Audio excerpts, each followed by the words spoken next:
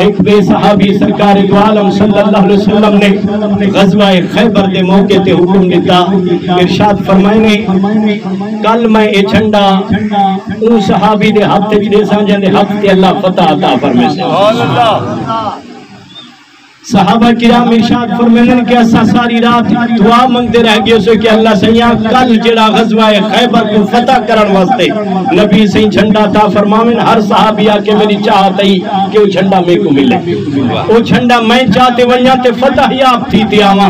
نبی پاک علیہ الصلوۃ والسلام دے غلاموں تے اے نصیب دی گال اللہ تعالی جے کو جو شان عطا فرما دے دین تھیا۔ صحابہ کرام ارشاد فرمائیں نبی اکرم صلی اللہ علیہ وآلہ وسلم نے ارشاد فرمایا این علی بن ابی طالب رضی اللہ تعالیٰ عنہ، ارشاد فرمایا میرے غلاموں میں دسو جو علی ابن ابی طالب سے کتا ہے۔ صحابہ کرام فرمائیں نسا عرض کی تھی یا رسول اللہ انہیں کو آشوب چشم سے انہیں کو اکی درد دے وہی واسطے حاضر نہیں تھی سکتے۔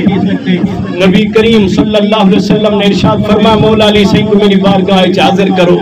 حضرت مولا علی سے نبی سے دی بارگاہ حاضر تھے۔ آپ فرمائیں میں یاد کے سویا ہوں یہاں درد دی وجہ تو کھل نہ سجہن ہی حالت دے وچ میں پاک نبی دی بارگاہ دے وچ حاضر تھیاں۔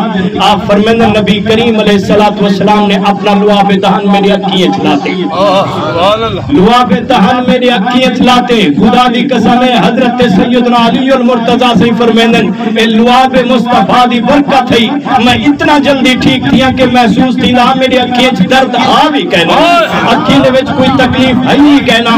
اے فیض مصطفیٰ صلی اللہ علیہ وآلہ وسلم میں دیتے سرکار مدینہ علیہ السلام نے غلاموں علماء فرمائیں تیرے منہ دا لعاب بھی ہے میرے منہ دا لعاب بھی ہے جے کو تھک سڑے نو سرکار مدینہ علیہ السلام نے غلاموں تیری میری تھک دے وچ وبائے محمد مصطفیٰ علیہ السلام دے لعاب وچ شفائے۔